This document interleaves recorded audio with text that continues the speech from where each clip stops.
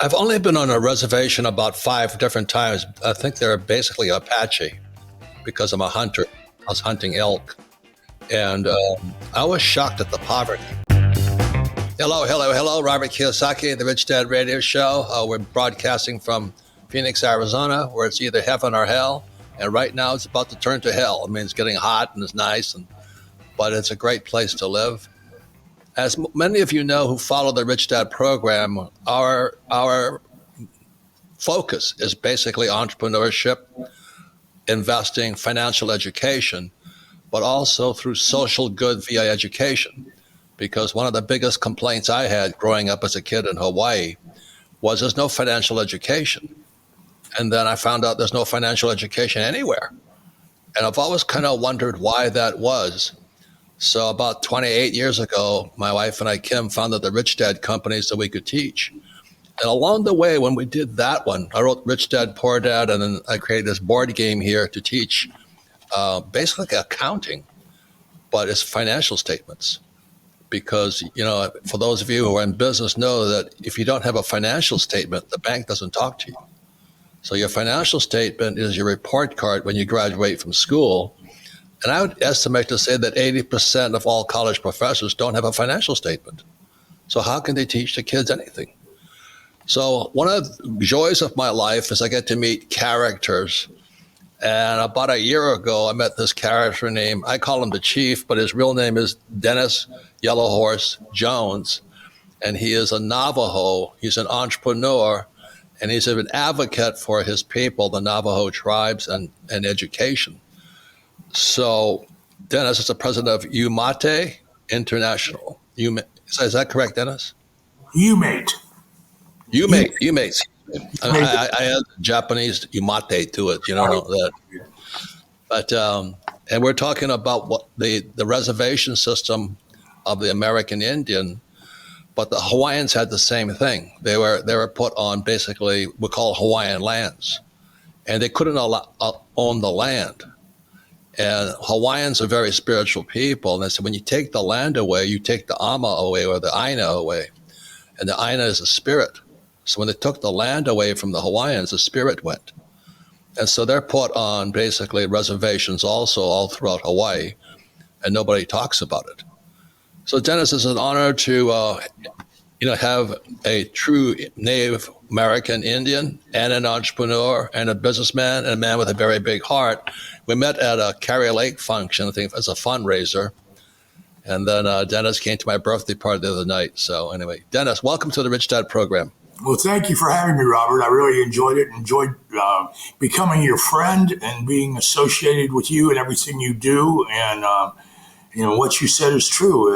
It's based on capitalism and creating cultures and turning ideas into action. Yeah. So without blaming the white man too much, what's going on in the Navajo Nation or the Indian tribes and what happened? Like I said, in Hawaii, what they do today is they're hula dancers. You know, that's where they make their money. Yeah. And the singers like Don Ho, when the way back when. Right, yeah. But as far as industry and entrepreneurship, there's not much of it. So what's going on with the American Indian and the reservation system? Well, I grew up at Navajo. My wife was a Navajo, and she was a famous Navajo artist. And at Navajo, there's a lot of Indian jewelry being made, Navajo rugs, a lot of art, beautiful art that's created by Navajos, individual Navajos. And they're great artisans. But they also work great with their hands. They're engineers, architects. And as I said earlier, the unemployment rate on Indian nations hovers around 40%. And that's something we're not proud of. And we humbly talk about that. So what I do is I try to create jobs for Indian nations, including the Navajo nations, because I'm out here in the business world. And I'm talking to different businesses all the time, all over the world, about different things. And I always tell them to look to the Indian nations for the possibility of doing business within the U.S. And there's some hoops you got to jump through. and I try to guide them. But the tribes have offices set up that can help businesses that come onto the reservation from A to Z on how to get started and how to run a business within the Navajo Nation or the Apache Nation.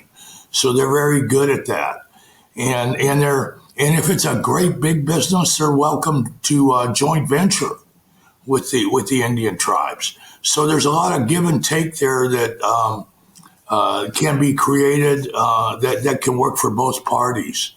So I try to do that because I want to see the people go to work. They have to travel to Phoenix, like for instance, or Denver, or Albuquerque, for a job because there's no jobs at home, Right. and so I try to find the jobs that would be shovel ready, bring into the reservation that are high paying jobs that would help the people go to sustainable living.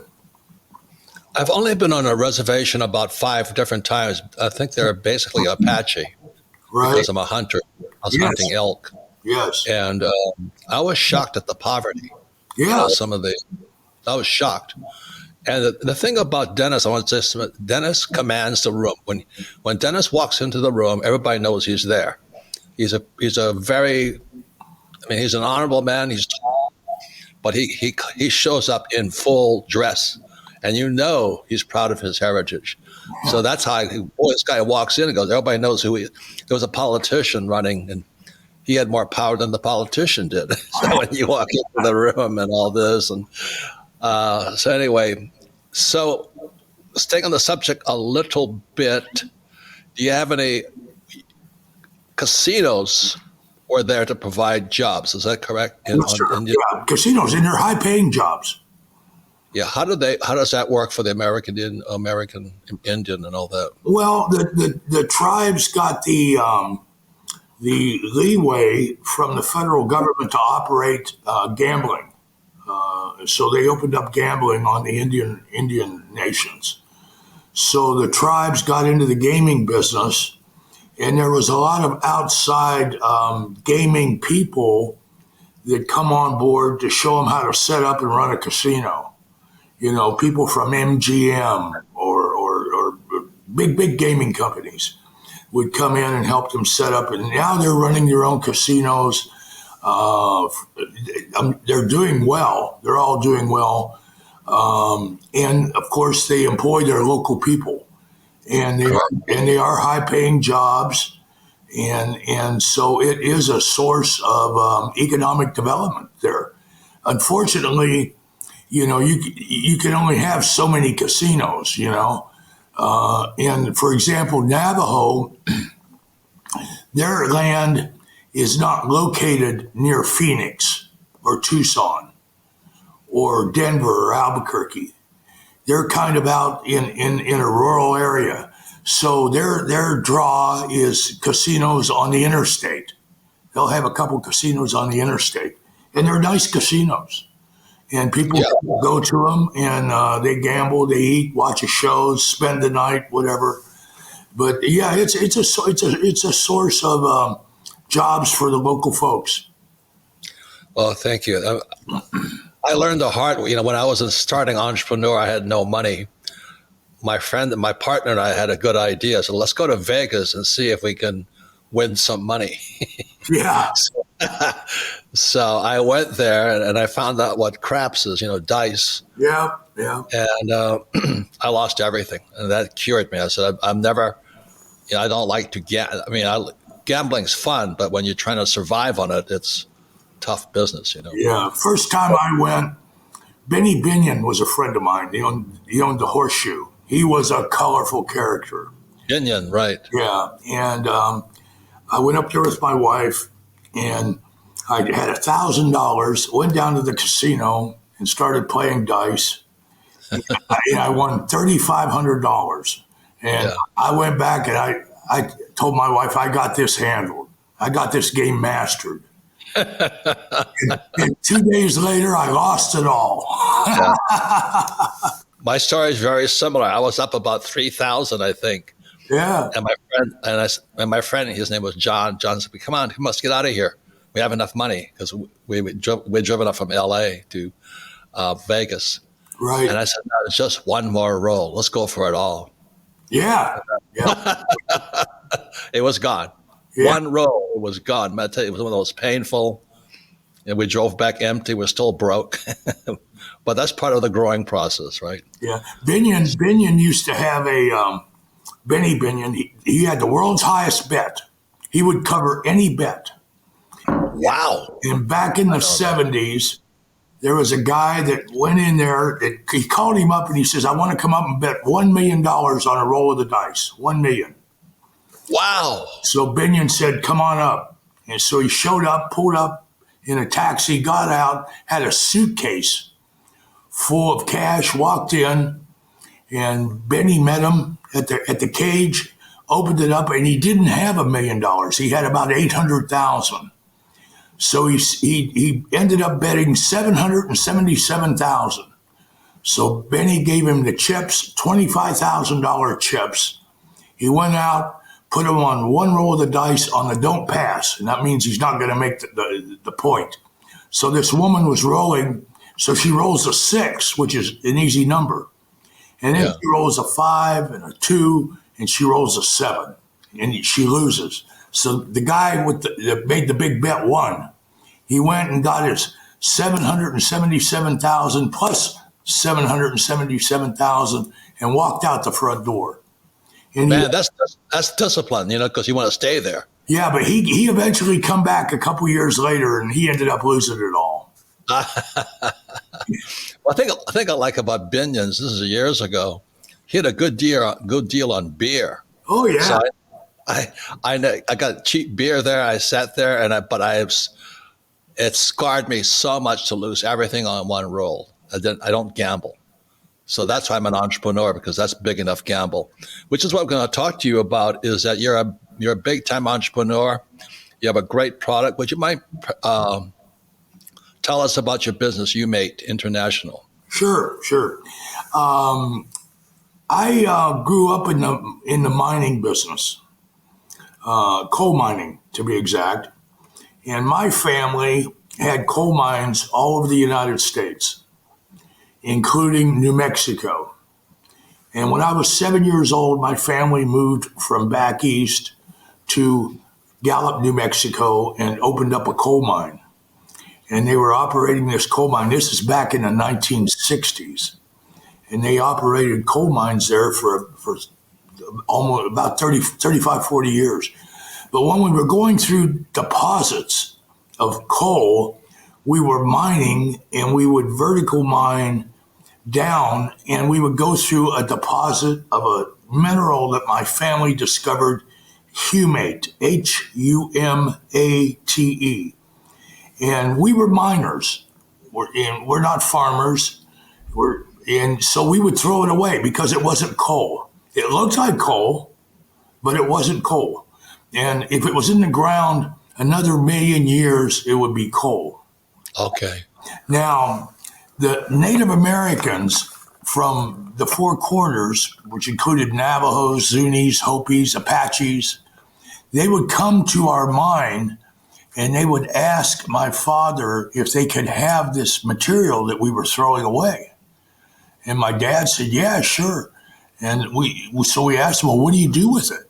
And they said, "Well, we take it back to our farms and we use it as a soil additive, as a fertilizer." So my dad said, "Okay." So he would stockpile it. He would stockpile thousands of tons of it when we were mining coal. And the local natives would come in the spring and in the fall with pickup trucks, and they would get this humate and they would take it back to their fields and farms. So I'm there watching this as I'm growing up. I'm watching it now for 20 years, right? 25 years. And I'm thinking, there has to be a commercial end to this. I could make a business out of this because I'm a businessman. Right. But I need to know more. I need to know more about it because I'm not a farmer. Right. So a friend of mine, Robert, who lived here, still does, lives here in Scottsdale. He invented the Pringle potato chip. Huh. Yeah. And so we were buddies. Gilbert Ortega, the jeweler here in Scottsdale, we all hung out together. His daughter worked for Gilbert Ortega. That's how I got to know him. We were all friends. We all hung out. And so I went to him and told him, Dino, I said, I have this mineral, told him the whole story, but I really need to know if it's beneficial for agriculture or not. Okay. So Dennis, we need to take a break. Okay. So this is coal before it's coal. 1 million years. How long does it take for Humate to become coal? About a million, according to the geologists, about 1 million years. Okay. So what Dennis, being an entrepreneur, he saw this, and Gilbert Ortega is one of the biggest. He's all over Scottsdale, Arizona, especially Navajo jewelry, Indian jewelry, and the tourists love his stuff. And then go to Dennis's house, man, he has the most beautiful, beautiful turquoise and jewelry and things like this. But we'll get back to Humate and how just observing what the Indian knew, he started a whole industry out of it. We'll be right back. Robert sounded the alarm in 2023, and his warnings came true. Unfortunately for many, it was a year of lost wealth, but it was the complete opposite for the billionaire class. Now the wealthiest 10% of Americans own over 92% of all U.S. stocks. But here's the good news. You can invest just as these billionaires did. Robert has said, if you want to be rich, do what the rich do. So you can diversify across the asset classes with what are called low correlation alternative assets. For example, fine art as a tangible asset that rarely ever changes hands, the fine art market is more resistant to traditional volatility. So the fine art component of these billionaires' portfolios are at less risk. And now you can add the same blue chip art to your portfolio from the comfort of your own home. You don't have to be an art expert to do so. Masterworks, our longtime sponsor, has an art investing platform with over 880,000 people on board and nearly $1 billion in assets under management. From their successful art sales, they have consistently delivered a profit to their investors, and you can even go check their numbers. Our viewers can skip Masterworks' waitlist by using the link in the description below. Hi everyone, I'm Kim Kiyosaki. Thank you for being with us today. As CEO and co-founder of the Rich Dad Company, I can assure you, Robert and I are both dedicated to our Rich Dad mission to elevate the financial well-being of humanity. And you are the humanity. We truly want you to succeed. When you succeed, we all succeed, and our mission grows stronger. With that in mind, I'm excited to extend a personal invitation to you to elevate your financial well-being by attending our exclusive free online wealth building event hosted by Robert. You'll learn what to focus on first to start increasing your cash flow immediately. You can reserve your seat right now by going to richdadonline.com. Just go to richdadonline.com. The event is 100% free and will help you achieve your financial goals. Welcome back, Robert Kiyosaki, the Rich Dad Radio Show. And once again, our program is dedicated to people who are entrepreneurs and want to be, should I say, professional investors. And sitting back there is a cash flow board game, and we teach people how to do that because I learned how to invest playing Monopoly. 4 greenhouses, red hotels. And my rich dad was an entrepreneur, and man, was he a character. My poor dad, who was a professor, hated him because he was always doing goofy things, pulling stuff off. So the one thing I love about my job at Rich Dad is I get to meet characters. And every entrepreneur has either a story of great success or great woes. They're not corporate guys who are 9-to-5ers who are going to retire at 20 or whatever it is. So our guest today is Dennis Yellowhorse Jones. And I met him at a Carrier Lake fundraiser. She's running for Senate right now as a Republican. And when Dennis walked in the room, he took the light away. I mean, he just stands out And the more I get to know him, he's a great human being, and he's talking about entrepreneurship, but primarily to create jobs and wealth for the Navajo Nation. So Dennis, continue on, please. And Humate, and then Humate is it's coal before it becomes coal, and is used to grow things. And the Navajo used it for years. Is that correct? How did they know about it? Well, I'm not, just because of I guess their natural interest in working with soils, to see what soils work on with different things. Like there's certain minerals that hold water, like gypsum, and there's deposits of gypsum on the Navajo Nation. So they use these different minerals to do different things, and that's how they run across the Humate. But how I got involved is, as I was saying, I was sitting there watching this go on for years, where my family is, giving it to them, and I'm thinking, there's got to be a business somewhere along the line that I could create out of this product. And so that's when I went to my buddy, Dino Shatila, that invented the Pringle potato chip. And he was on the board of Idaho Farms, Idaho Foods in Idaho Falls. And he went to the board and asked them if they would consider trying it in their fields and doing a test plot. And he said, I got this friend of mine, Dennis Yellowhorse, he has this Humate. So they said, okay, we'll try it. Ship it up here. So I shipped a truckload up to Idaho, and they did a side-by-side test, Robert, 30 acres of their chemical fertilizers and 30 acres of my Humate. And they did it right. They planted the potatoes in April. They pull them out of the ground in October.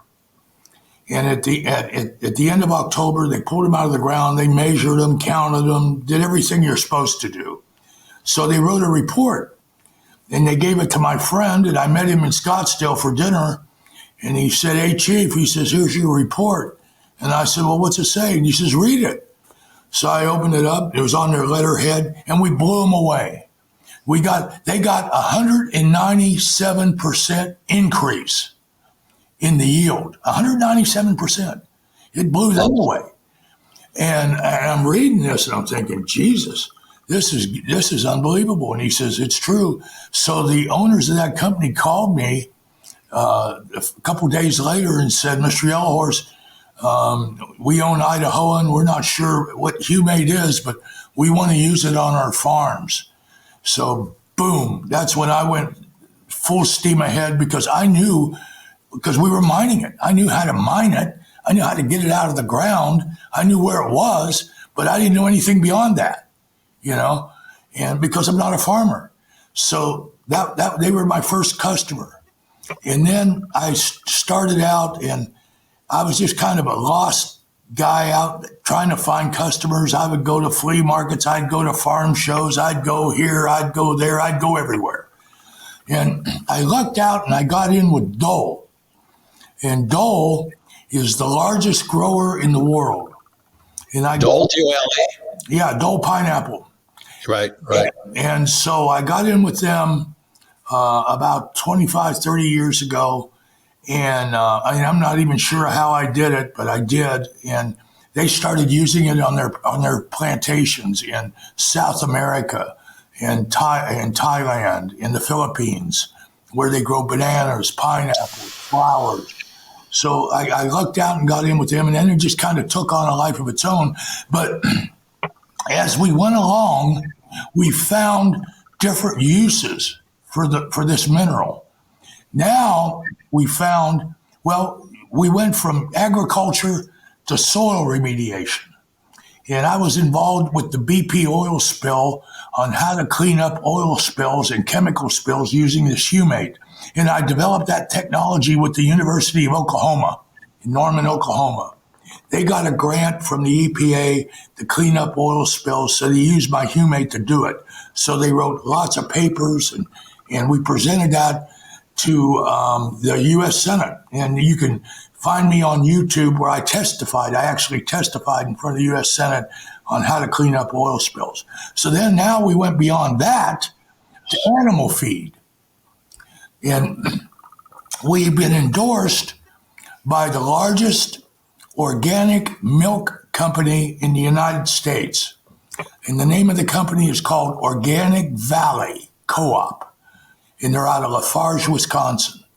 And they have about 5,000 dairies that supply them with milk to make their milk products and cheese products.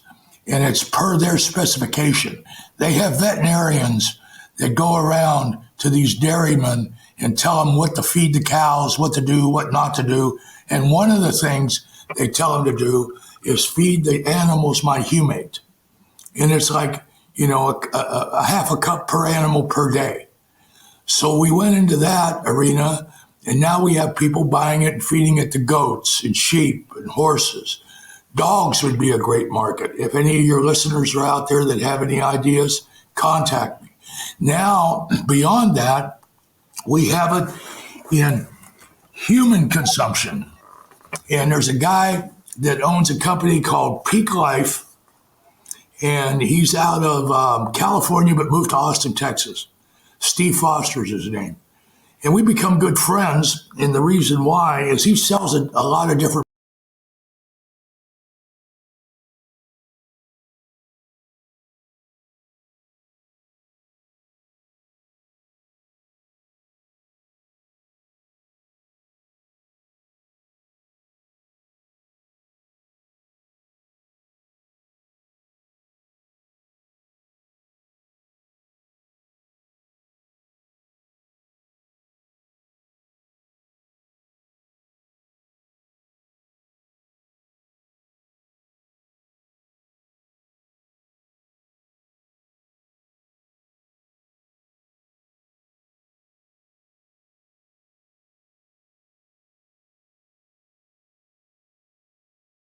It's 100% organic because it's Certified. that's what Organic. coal is. Yeah, it's certified organic. So how do you spell Humate? Humate. And then our website is humate.com. And then we have a couple other websites. NewMexHumate.com comes from New Mexico. But there's a lot of information on our website. My email address is there, and I can be more than happy to share information with anybody that wants to know anything about it, because I've been at it now for 35 years, and I can say confidently I know more about this product than anybody on the planet. I'm sure you do. How many, so getting back to providing jobs, how many high-paying jobs are you providing into the Navajo Nation? We have off and on, because it's season. In the wintertime, we don't mind. But when we're going full score, we can have as high as 20, 25 people. They're all Navajos. All Navajos. All Navajos. Yes, sir. Good. Well, I'm impressed with what you do. Let me ask you this: is West Virginia has coal? I mean, it's coal all over the place. I was going to start a coal mining company in China until the Chinese. I dealt with the Chinese. That wasn't pleasant. But is Humate everywhere there's coal, or is it just in your area? No, it's not. It's just found up in the Four Corners. The Four Corners. Wait, we're international. So what? The Four Corners are what states? New Mexico. It's primarily found in New Mexico. Okay, New Mexico, Colorado. Yeah. Arizona. Yeah, and Nevada. And I've mined coal in West Virginia, in Kentucky, and Ohio, and Western Maryland, Pennsylvania. And no, there's no Humate there. It's just found in these areas. Okay, so I'm going to ask you a racist question, because you and I are not necessarily white guys, so we can speak about race anyway. You were brought in by the the Washington Redskins and the Cleveland Indians. They were trying to save their names, right? Because Washington Redskins went to the what are they now called? The Commanders. Commanders. Yeah. So what do you think about all this race stuff? I mean, were you against them being called Redskins or Chiefs or Braves? No, I was always in favor of the name Redskins. And somebody told Dan Snyder, the owner, at that time, he doesn't own it anymore, but at that time he was the owner of the Washington Redskins, they need to get a hold of me. And so I guess they checked me out and they called and said they wanted to do a conference call with me here in my office. And I said, yeah, that's fine. And so I got on with them, and all the owners were on. Fred Smith is one of the owners. He owns FedEx. And there's two other gentlemen, and Dan Snyder and Bruce Allen at that time was the president, and some other guys. And we talked for about 3 hours, and they wanted to know my feelings about it. And I said, well, we like the name Redskins. I said, for example, 200 miles north of where I'm sitting right now, up towards Page, Arizona, is the Navajo reservation. And we have schools there called Redskins, the Red Mesa Redskins, the Shiprock Chiefs, the Tuba City Warriors, the Sanders Indians. We have all these schools up there with names. Their mascots are the names of the sports teams. So what was it? Was it the American Indian that went after their name Redskins and all that, or was it a bunch of do-gooders? It was a bunch of, it was some activists, some Native American activists, and then they got the left-wing media behind them. And I told Snyder and them, I said, you guys are in Ashburn, Virginia. You're back there living in a bubble. I said, you need to come out here and see what the local folks think about the names of the teams. And they did. They come and see me, and we went all over the country visiting the different tribes, and they actually asked me if I'd do a podcast. And I said, yeah, I did. And so I did a podcast for about 6 years called The Real Deal. That's a good one, yeah. But no, we like the names, and we still do. And to me, I think it's a long-term play where they want to get rid of the names, whoever they are, and it's powers that be, to get rid of the names, to break the treaties, to break the trust, the sovereign trust between the federal government and the Native Americans. And why? Because of the minerals and the land value that's under Indian land. 25% of the natural resources in this country are under Indian land. 25%. So that we're talking coal, oil, gas, uranium, all these different minerals, copper. So that was my take on it, and so I did what I could to help. And what was interesting was Dan Snyder actually sent me a article from the Washington Post where they went out and interviewed Native Americans only, from all over the country, including Alaska. And they had like 10 reporters from the Washington Post went out to the field and did this. And they come back, and over 90% of the people that they interviewed supported the name Redskins. Over 90%. Wow.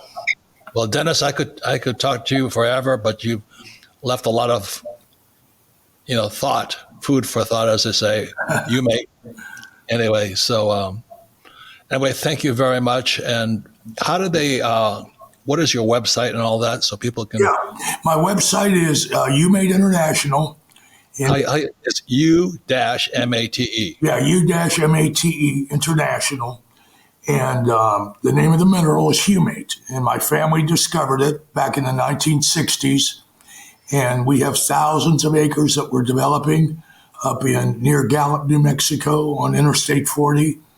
And humate.com, HUMATE.com. That's the main website.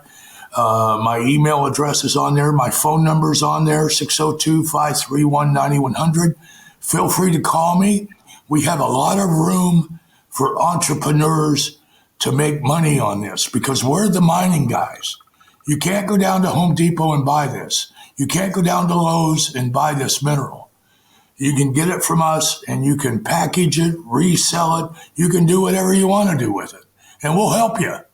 We'll give you guidance, but you can buy it from the source, and there's plenty of room and profit to mark it up to make it worth your while.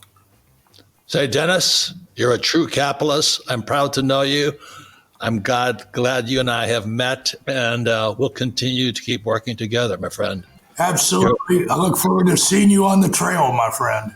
That's right. You're a great human being, and the world's proud of you. So thank you, Dennis. Thank you. And we'll be right back for our final word.